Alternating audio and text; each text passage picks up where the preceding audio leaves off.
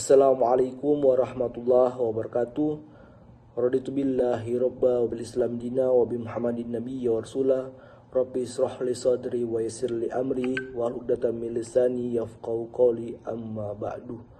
Perkenalkan, nama saya Muhammad Ali Akbar Jafar, mahasiswa pasca sarjana program studi Hukum Keluarga Islam.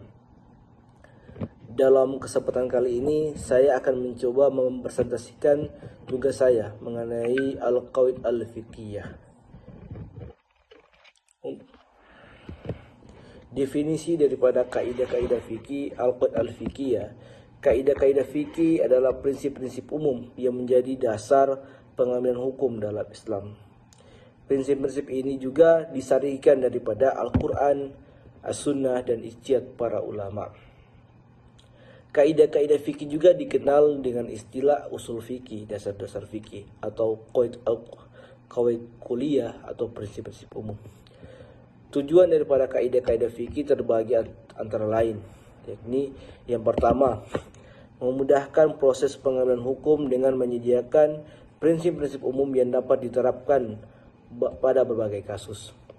Yang kedua, menyatukan pendapat para ulama tentang permasalahan-permasalahan hukum. Yang ketiga, menjaga konsistensi dan kesinambungan dalam pengambilan hukum.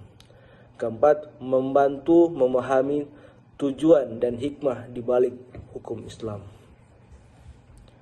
Fungsi daripada kaidah-kaidah fikih yakni pertama, sebagai standar atau acuan dalam menetapkan hukum baru.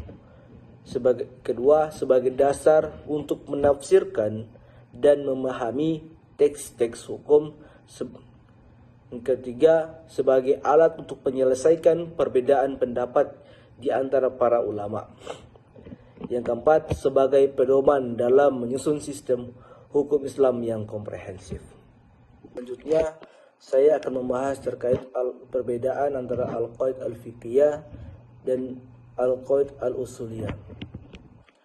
Al-Qawaid Al-Fiqhiyah yakni merupakan prinsip-prinsip umum yang dirumuskan dari teks-teks hukum Islam atau fuqaha.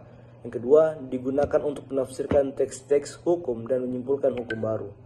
Yang ketiga, berfokus pada aspek praktis hukum Islam. Keempat, cenderung bersifat normatif dan perspektif.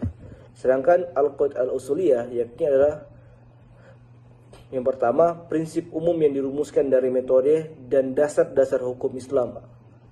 Yang kedua, digunakan untuk memahami dan menafsirkan sumber-sumber hukum Islam melalui Al-Quran, Al-Hadis. Ketiga, berfokus pada metodologi dan teori-teori hukum Islam. Yang terakhir, cenderung bersifat teoritis dan deskriptif.